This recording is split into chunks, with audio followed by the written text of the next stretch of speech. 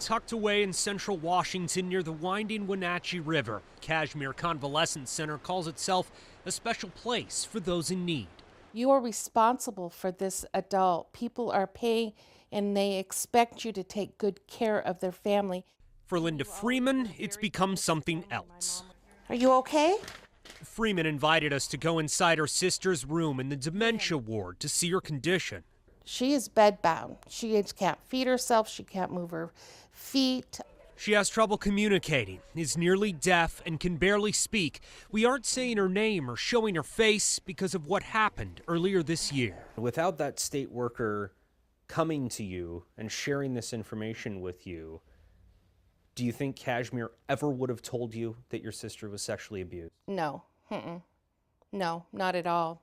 The sexual abuse is spelled out in a report obtained by the Como 4 investigators put together by state and federal agencies. The abuse started in mid-January between a man known as Resident 1 and Freeman's sister, seen here as Resident 3, both patients in that dementia ward. The report said that a housekeeper saw Resident 1 standing over Freeman's sister with his jeans around his legs, holding on to her hand and forcing her to touch his genitals. She wasn't able to call for help, fight back, or even move. It makes you sick, doesn't it?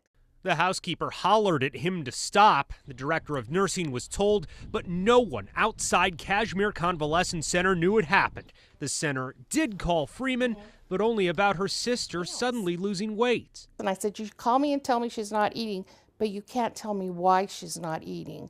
It wasn't isolated either. According to the investigation report, Cashmere staff witnessed Resident 1 pull another patient's hands to his groin, but that a nurse did nothing other than to make eye contact with him to get him to stop.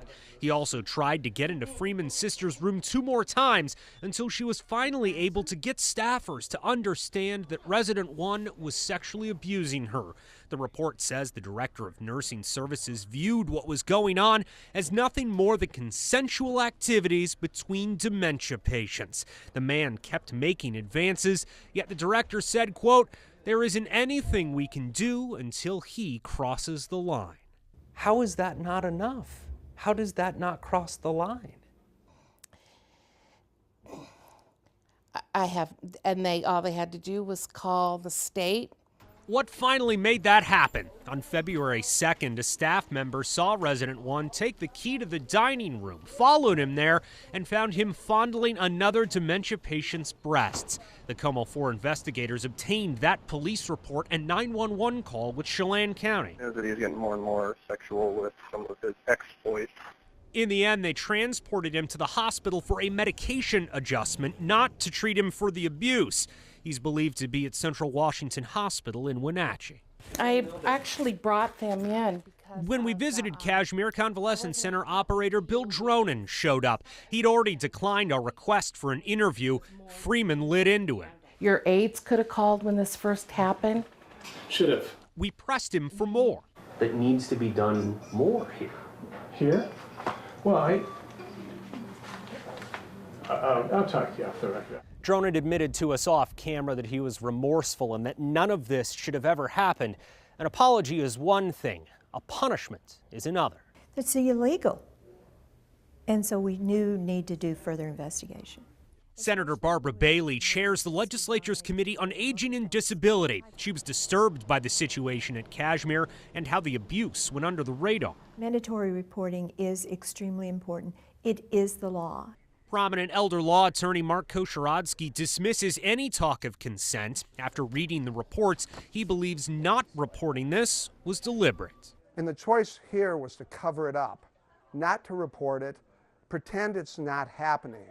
Investigations into nursing homes are handled with both the state and federal governments. The state licenses the facilities. The feds award Medicaid or Medicare money to them. That situation is horrific. That's federal investigator Stephen Chickering speaking by phone from D.C. about the Cashmere report. It found the center violated mandatory reporting rules, that it, quote, failed to recognize the behaviors as sexual abuse and did not act to protect residents there. So what has happened is you have a culture over there that it's okay to abuse these people, and that's just not right. Handing out punishments for those findings is up to the state, DSHS. Options include suspending or firing staff members, fines, even shutting the place down. Instead, DSHS ordered Cashmere to write proper policies for recognizing sexual conduct and consent, something the law already requires. The center promised to increase staff training and that Cashmere had to pay the feds $6,300, a fine that's less than the rate to live 1 month in the Cashmere Convalescent Center. And they're pushing paper and they're just slapping the hand. Maybe it's not a crime to do it to a demented person because their mind is gone. That's how I feel the state is telling people. I don't believe that. One sister simply trying to protect another. I just want her happy and safe. And that didn't happen. No.